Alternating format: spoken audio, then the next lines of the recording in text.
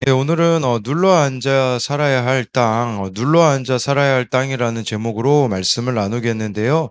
이렇게 제목 잡은 것은요, 10절에 보면요, 이 땅에 눌러앉는 게 하나님의 뜻이라는 겁니다. 이건 뭐 안주한다란 뜻이 아니라, 우리로 말하자면요, 눈에 보기에 안 좋아 보이는 선택을 하는 것입니다. 왜냐하면 이들은 지금 애굽으로 가면 안전이 보장되어 있는 것 같거든요. 양식도 보장되어 있는 것 같거든요. 근데 망해버린 남유다에 눌러앉아 산다는 것은요.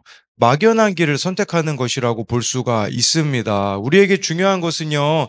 내 눈에 보기에 그게 막연해 보이든 좋아 보이든 이걸 따르는 게 아니라 하나님이 그 땅에 있는 것이 하나님의 뜻이라고 한다면 우리는 거기에 눌러 앉아 있어야 된다라는 것입니다. 그렇기에 우리도 이 눌러 앉아 살아야 할 땅이 우리에게는 사명지가 아니겠습니까? 여러분들의 가정도 되어질 수 있겠고요. 뭐 직장 여러 가지 부분들에 있어서 정말 저와 여러분들이 하나님의 뜻을 따라 있어야 될 곳이 어디인가를 오늘 말씀을 통해서 같이 살펴볼 텐데요. 첫 번째로는요. 눌러 앉아 살아야 할 땅에서 살려면 당신의 하나님 여호와가 아닌 나의 하나님 여호와가 되어야 합니다. 1절부터 3절인데요. 이에 모든 군대의 지휘관과 가레아의 아들 요하난과 호사야의 아들 여사냐와 백성의 낮은 자로부터 높은 자까지 다 나와 선지자 예레미야에게 이르되 당신은 우리의 단언을 듣고 이 남아있는 모든 자를 위하여 당신 하나님 여호와께 기도해 주소서. 당신이 보는 바와 같이 우리는 많은 사람 중에서 남은 적은 무리이니 당신의 하나님 여호와께서 우리가 마땅히 갈 길과 할 일을 보이시기를 원하나이다. 여러분 어제 말씀은 예레미야 41장이었습니다. 41장에 보면요. 뭐 여러 가지 일들이 있었습니다. 그 이스마엘이 막 그다랴를 암살하죠. 유다 사람 갈대아 군사를 죽이죠. 또 세겜과 실로와 사마리아로부터 여호와의 성전으로 나아가려는 80명 중 70명을 죽이고 미스바에 남아 있는 사람들을 데리고요. 암몬으로 가려고 하던 중에 그 소식을 들은 요한한 군 지휘관들의 그 도움으로 미스바의 남은 백성들을 되찾아올 수 있었습니다. 그런데 제가 이 이야기를 왜 드리냐? 예레미야 41장에서요. 예레미야가 한 번도 등장하지 않았다는 것입니다. 그러면 그것이 의미하는 게 무엇입니까? 다 하나님의 뜻과는 무관한 선택들과 결정들을 이들이 내렸다라는 것을 보여주는 것입니다. 하나님의 뜻을 물어볼 수 있었지만 그들은 물어보지 않고 행했다는 것입니다. 애굽으로 가려고 지금 이 요한안과 사람들이 답을 내려놓은 채로요. 1, 2절에 보면 예레미야에게 기도해 달라고 합니다. 그런데 2절에 이들이 예레미야한테 뭐라고 말하냐? 당신의 하나님 여호와라고 말하고요. 3절에도요. 우리가 마땅히 갈 길과 할 일을 당신의 하나님 여호와께서 보이시기를 원한다고 합니다. 어찌 보면 하나님의 뜻을 구하는 것 같으나 당신의 하나님 여호와란 이 단어가 의미하는 것은 하나님의 응답이 자기들의 뜻과 다르지 않기를 바라는 것입니다. 이것은 하나님께 물어볼 때 있잖아요. 백지 상태로 물어보는 게 아니라 이미 마음속으로 정해 놓은 것을 예레미야가 확증해 주기를 바랬던 것입니다. 마치 이것은 하나님의 말씀이 1차 자료가 아니라 참고 자료 정도로만 하나님의 말씀을 사용하겠다는 것입니다. 즉, 내 생각과 일치하면 하나님의 뜻이라고 말하고요. 내 생각과 다르면 하나님의 뜻이 아니라고 외면하려는 하나님과 나 사이에 선 긋기가 되어 있는 상태의 단어가 바로 당신의 하나님 여호와입니다.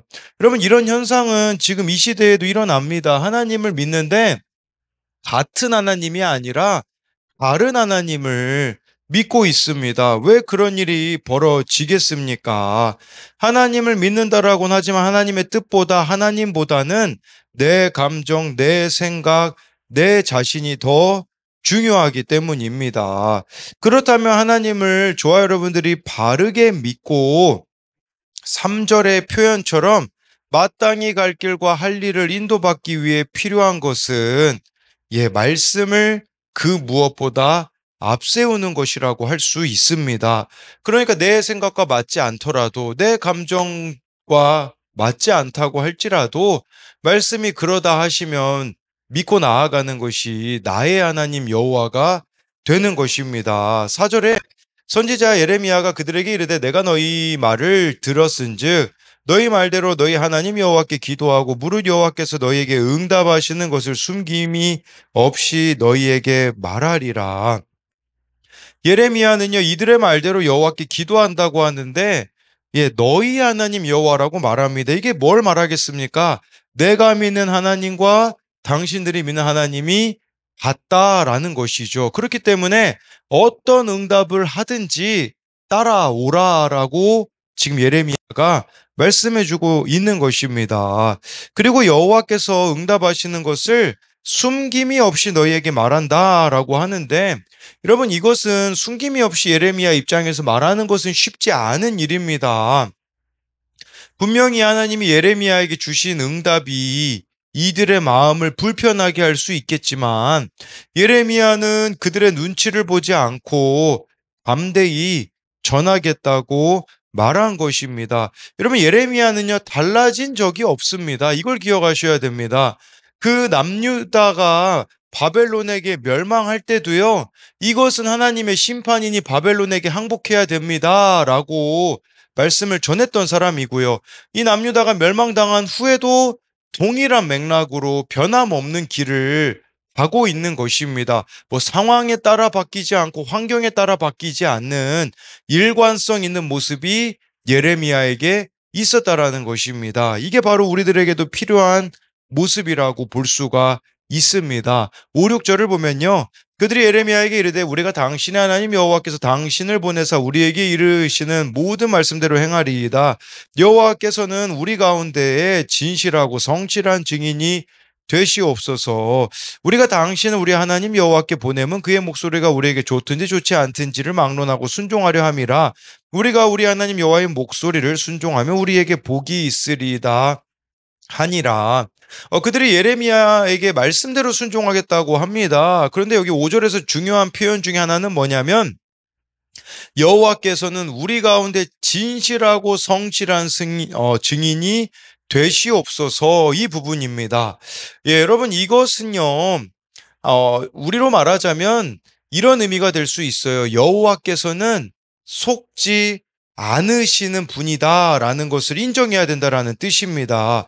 우리가요, 때로는 기도가 응답되지 않는 것처럼 여겨지는 순간이 있습니다. 아니면 내 뜻대로 되지 않을 때 우리가 제일 먼저 느끼는 것은 뭐냐면 하나님이 계시지 않는다고 느끼는 것입니다. 그러나 우리가 기억해야 되는 것은 하나님은 진실하고 성실한 증인이라는 것입니다. 그것을 허락하지 않으시면요, 허락하지 않으시는 이유가 진실하고 성실한 증인이 하나님이 되시기 때문에 분명히 있다는 것입니다. 내가 마주하고 있는 그 상황이 하나님이 속지 않으시기에, 하나님만이 100% 오르시기에 그 가운데서 내 생각과 뜻과 방향을 하나님이 돌이키라고 주신 것이지 하나님이 계시지 않는 것이 아닙니다. 그래서 이것에 대한 두 가지 적용 질문은요. 나는 이미 결정을 내려놓고 기도를 정당화 또는 합리화 도구로 쓰고 있지는 않습니까? 하나님의 말씀에 대해서 온전한 순종을 합니까? 조건부 순종을 합니까? 조건부 순종이라는 것은요, 내 뜻과 맞아 떨어지면 순종하고요.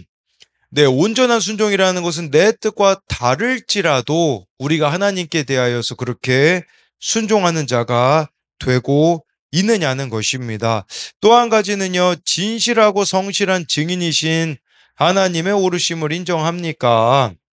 그렇기엔 내 뜻을 내려놓고 순종함으로 나아갑니까? 아니면 내가 옳다고 여기면 내 뜻을 고집부리고 있습니까? 우리가 진실하고 성실한 증인이신 하나님의 이 오르심을 인정하면요, 내려놓아야 되는 나의 그 고집이 있음을 말씀을 드리는 것입니다. 그렇기 때문에 하나님만이 오르시기 때문인 것이죠. 예, 두 번째로는요. 눌러 앉아 살아야 할 땅에서 살려면 기다림 속에서 두려워하지 말아야 합니다. 7절인데요. 10일 후에 여호와의 말씀이 예레미야에게 임하니, 예, 여러분 이 숫자 10이라는 것은요. 완전수입니다. 성경에서 뭐 3, 7, 10 이런 숫자는요. 예, 충분한 시간을 예, 하나님이 주셨다는 것입니다. 그래서 요한 안에 무리가 기도를 요청한 지 열흘이 지난 후에야 비로소 여호와의 말씀이 예레미야에게 임했습니다. 아마도 예레미야는 요한 안 무리의 기도 요청을 받고 열흘 동안 충분한 기도와 예, 묵상으로 보냈을 겁니다. 우리에게도 필요한 자세가 이겁니다. 우리가 성급해서 결정을 내릴 때가 참 많이 있거든요. 이때 열흘 정도 충분한 말씀 묵상과 기도 가운데 분별력으로 하나씩 분별해 가야 된다는 것입니다. 예, 그렇기 때문에 이렇게 충분히 하나님과의 교제 시간을 갖고 우리는 어떤 일들을 결정해 가야 된다는 것입니다. 이 열흘이라는 시간은요, 예레미야 입장에서는 충분한 기도와 말씀 묵상의 시간이었다면 요한안 같은 경우는요, 지금 애굽으로 막 가려고 고집 부리고 있거든요. 이 열흘이라는 시간은 문제를 객관적으로 바라보고 돌이킬 수 있는 충분한 시간입니다. 여러분, 이렇게 하나님은 결정한 마음을 철회할 수 있는 시간을 주십니다. 이런 시간을 주셨을 때 우리의 결정을 버리고 하나님의 응답에 귀 기울여야 합니다. 이 열흘이라는 게 어떻게 보면 이들이 막 빨리빨리 하고 싶은데 이미 열흘 후에 응답이 왔다는 것 자체가 그들의 생각이 잘못되었다라는 것을 보여주는 반증이라고 할 수 있습니다. 저는요, 이 예레미야에게 하나님이 이렇게 말씀이 임했다라는 것 자체가 엄청난 응답이라고 생각합니다. 왜냐면요, 이 남유다가 있잖아요. 바벨론에 멸망당할 때, 그 멸망당하기 전에 막 백성들이 안 돌이키거든요. 그때 예를 들면 뭐 예레미야 7장 16절, 예레미야 11장 14절에 보면요. 하나님이 예레미야에게 뭐라고 말씀하시냐? 기도하지 말라고 하셨습니다. 근데 예레미야의 기도에 지금 응답하신 것은 이들은 이미 심판을 당했고, 여러분, 근데 하나님이 지금 예레미야에게 말씀한다는 것은 심판 자체가 목적이 아니라는 뜻입니다. 이게 무슨 뜻이냐?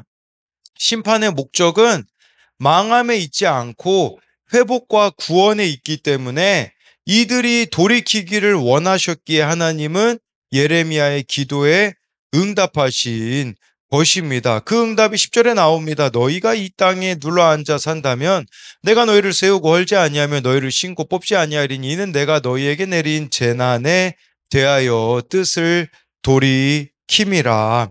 여러분, 하나님의 응답은요, 남유다 땅에 이들이 눌러앉아 사는 것입니다. 애굽으로 가지 않는 것입니다. 여러분, 이들이 애굽으로 가게 되어지면 필요 없으신 분이 있습니다. 누구겠습니까? 하나님입니다. 하나님의 도우심입니다. 그러면 하나님은요, 이들을 긍휼히 여기실 수가 없습니다. 그런데 여러분, 이들이 망해버린 남유다 땅에 눌러앉아 살게 되면 어떻게 될까요? 자신의 노력으로 살 수가 없습니다. 두려움, 투성이죠. 여러 가지 어려움들이 있어요. 그렇기 때문에 이들이 하나님의 도우심을 구할 수밖에 없기에 여기 눌러 앉아 사는 것이 하나님의 축복이 임하는 통로라는 것입니다. 여러분, 우리도 마찬가지입니다. 참 내가 지금 살고 있는 곳이 막연해 보일 수 있어요. 뭐 예를 들어 가정에서도요. 언제 부모님이 변화될까?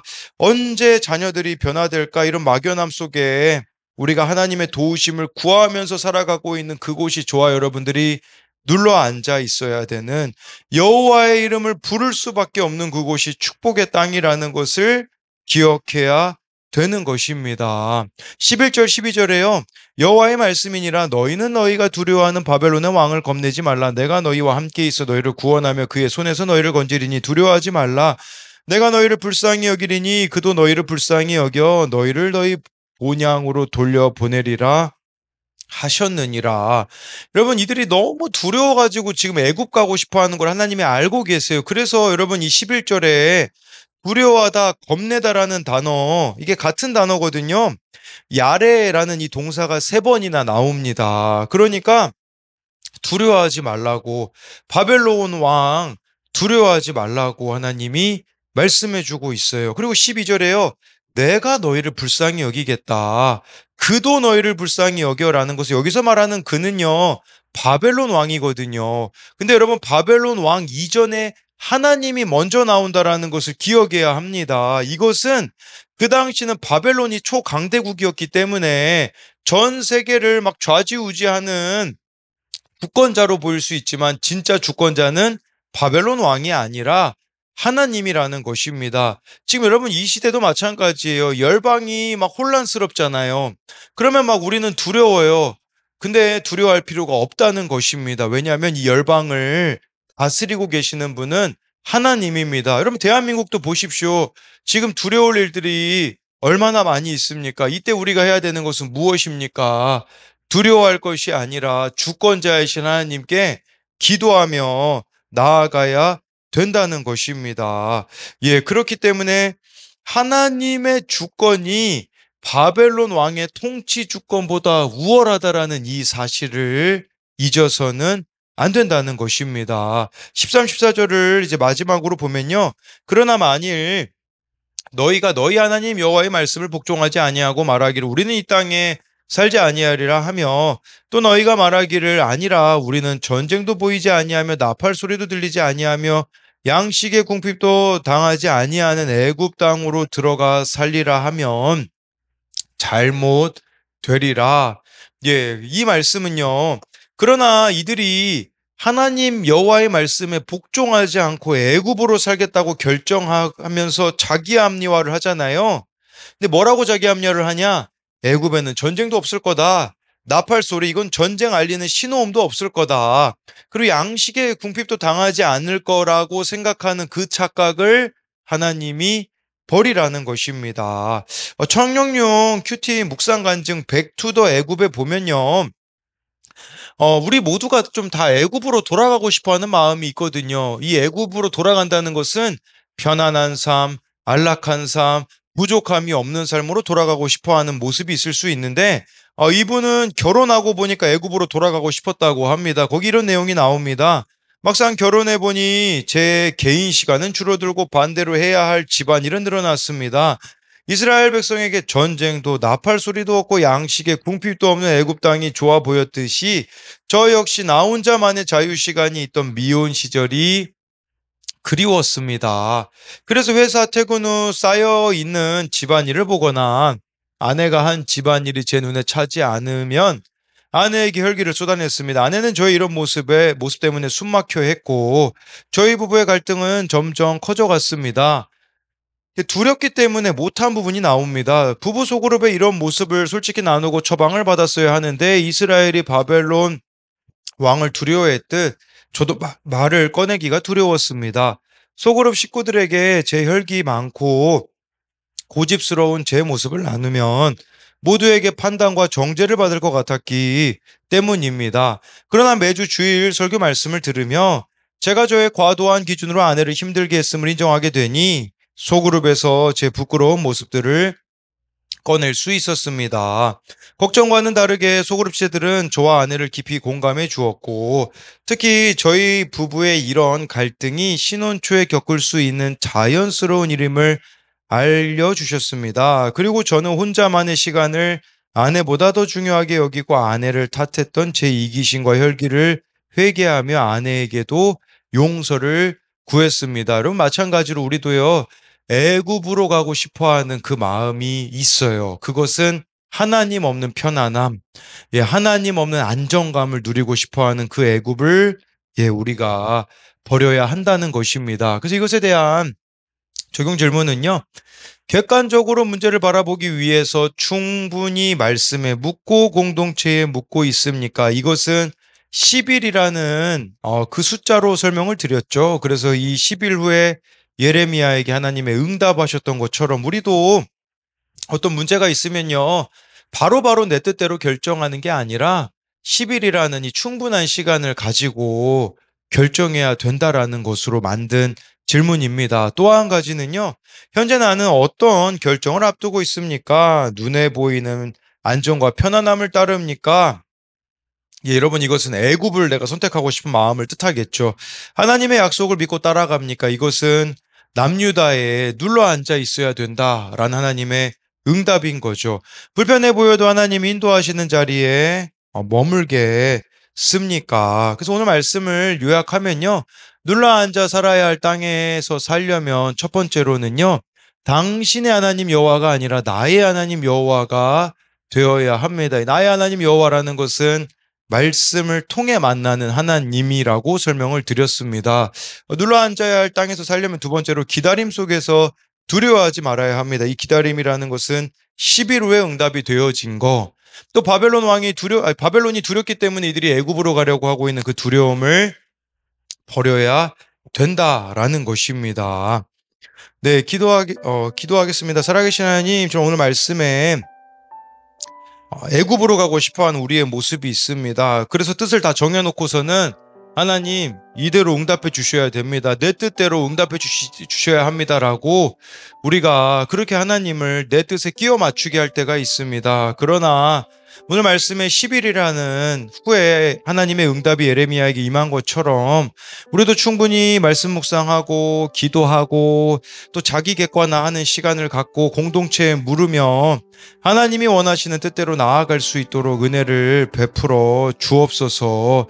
하나님, 그리하여서 내 눈에 좋아 보이는 부족함 없는 애굽을 선택하는 게 아니라 내 눈에 보기에는 척박해 보이지만 하나님이 함께 하시는 곳, 하나님을 부르짖을 수밖에 없는 그곳인 남유다 땅에 머물러 있을 수 있는 우리들이 되게 하여 주옵소서. 살아계신 예수님 이름으로 기도드립니다. 아멘. 예, 저희 이제 같이 좀 기도할 텐데요. 두 가지 기도 제목으로 이렇게 나눠서 짧게 기도하려고 합니다. 그래서 첫 번째로는요, 같이 기도할 것은 개인과 가정을 위해서 기도합시다. 이 시간 개인과 가정을 위해서 기도할 때에 2026년에 나아갈 길과 할 일을 하나님께서 인도해 주시도록, 취업, 졸업, 새학기, 직장, 결혼, 또 군대에 있는 자녀 위해서 기도하시고요. 하나님 앞에 숨김이 없는 관계와 가족들 가운데 숨김이 없는 진실한 관계가 될 수 있도록 하나님께서 재난의 뜻을 돌이키도록 나와 가족이 돌이켜야 하는 죄에 대한 회개가 일어날 수 있도록 우리 시간에 개인과 가정을 위하여서 먼저 같이 기도하겠습니다. 살아계신 하나님, 우리가 정말 나아갈 길과 할 일을 하나님께서 인도해 주시기를 위하여서 기도합니다. 2026년을 코앞에 두고 있는 상황입니다. 하나님, 너무나 막연합니다. 어떻게 2026년을 살아가야 할까? 하나님, 또 결혼을 앞두고 있는 우리 청년들이 있습니다. 이들 가운데도 하나님께서 함께하여 주시옵시고 또 취업이 되어줘야 하는 이들도 있습니다. 그들의 앞길을 주님께서 인도하여 주시옵시고, 하나님, 또 직장으로 인하여서 여러 가지 문제로 고민하고 있는 우리들의 지체들도 있습니다. 또 가정 가운데 있습니다. 이들을 하나님께서 기억하여 주사 정말 나아가야 할 길과 할 일을 하나님께서 친히 인도해 주실 수 있도록 하나님의 말씀에 물으며 이 길로 나아갈 수 있도록 주님 붙잡아 주옵소서. 하나님, 또한 우리 각자를 위하여서 기도해야 될 것은 우리가 하나님 앞에 먼저 숨김이 없는 진실한 관계가 되어지기 원합니다. 매일매일 하나님 앞에 코람데오의 삶이 되어서 하나님의 나의 모든 삶을 보고 계심을 알므로써 하나님 앞에 진실한 자들이 되어질 수 있도록 주여 우리들을 인도하여 주옵소서. 하나님, 또 각 가정 가운데에 지금 숨기고 있는 영역들이 있습니다. 하나님, 숨김이 없는 진실한 관계가 되어질 수 있도록 하나님께서 붙잡아 주시옵시고 그리하여서 투명하기 원합니다. 나의 죄에 대해 나누고 나의 연약함에 대해 나누고 서로 같이 기도하며 서로를 보듬어 갈 수 있는 각 가정들이 되어질 수 있도록 주님 붙잡아 주실 것을 믿습니다. 하나님, 고질병과 같이 우리가 가정 가운데 또 끊어내야 되는 죄와 연약함이 있습니다. 나는 이렇게 살아왔기 때문에 앞으로도 이렇게 살아갈 거야 라는 그 고집을 내려놓고 하나님, 정말 서로를 배려하며 내 입장에서만 생각하는 것이 아니라 상대방의 입장도 헤아릴 수 있는 우리들이 되게 하여 주옵소서. 하나님, 내 눈에 보이는 애굽을 선택하는 것이 아니라, 좋아 보이는 애굽을 선택하는 것이 아니라, 불편해 보여도 하나님께서 눌러 앉아 있으라고 하는 것이 바로 우리의 가정일 수 있습니다. 하나님, 정말 부모의 구원을 위하여서 애통한 마음을 가지고 아버지 부르짖게 하여 주시고, 자녀들의 구원을 위하여서 주님 애통한 마음을 가지고 아버지 부르짖을 수 있는 우리들이 되어질 수 있도록 하나님 인도하여 주옵소서.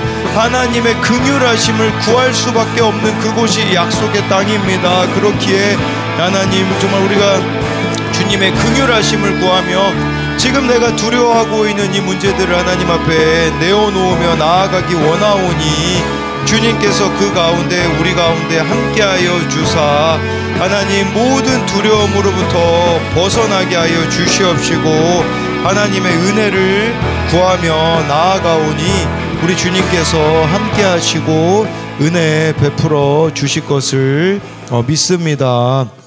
우리 이어서 기도할 것은요, 교회와 나라를 위하여서 같이 기도합시다. 2026년 말씀 묵상과 영혼 구원을 위해 값을 치르는 성도들이 되어서 너희 하나님 여호와가 아니라 같은 하나님을 고백할 수 있도록 한국교회가 십자가와 회개의 복음으로 하나가 되어 기복이 아닌 팔복을 쫓아가는 목회자와 성도들이 되도록, 또 나라를 위해서는요, 대통령과 위정자들이 자신의 안전과 편안함을 따르는 것이 아닌 하나님 말씀대로 다스리는 은혜가 있기를 위하여서 다음 세대를 생각하는 정책들을 추진하도록 위하여 같이 기도하겠습니다. 살아계신 하나님 아버지, 주님의 은혜를 구하며 나아갑니다. 하나님, 우리 성도들을 위하여서 기도할 때에 같은 하나님을 고백하기 원합니다. 그렇게 되어지려면 모두가 정말 이렇게 말씀 묵상과 기도 가운데 매일 깨어 있어야 합니다. 그래서 하나님, 정말 한 방향으로 나아갈 수 있는 우리 교회가 되게 하여 주옵소서. 또한 내년 표가 영혼 구원을 위해 값을 치르는 성도들이 되는 것인데, 하나님, 정말 아브라함이 은 400세겔을 대가 지불을 하면서 후손들을 생각하며 믿음으로 심었던 것처럼, 하나님, 우리도 이 구원을 위하여서 값을 치르는 성도들이 되게 하여 주옵소서.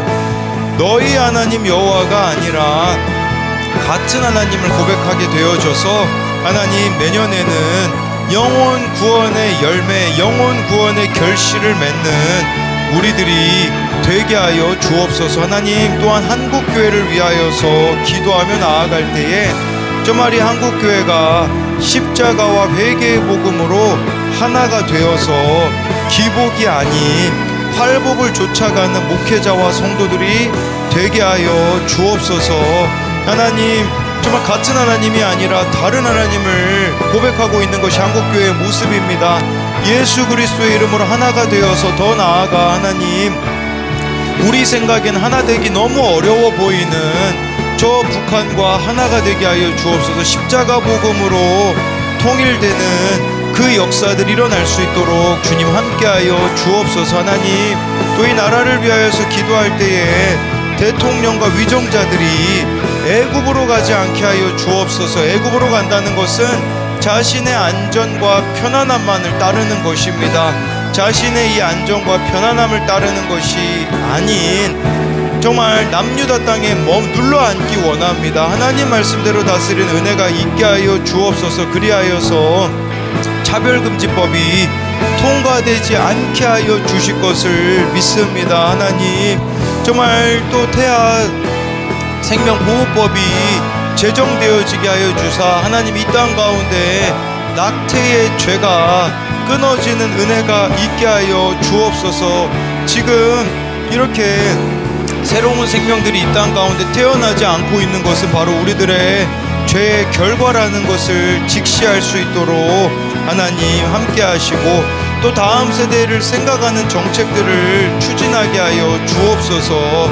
하나님, 정말 다음 세대들의 그 권리와 그들이 마땅히 누려야 될 것까지 지금 다 끌어다가 쓰고 있는 실정들이 있습니다. 하나님, 자기 세대만을 생각하는 게 아니라 다음 세대를 생각하게 하여 주시고, 하나님, 또 추진하고 있는 법안들이 하나님의 말씀을 거스르지 않는 방향으로 나아갈 수 있도록 하나님 함께하여 주시옵시고, 정말 이 나라의 주권 하나님께 맡기며 나아가오니 우리 주님께서 함께하시고 인도하여 주실 것을 믿습니다. 인도하여 주옵소서.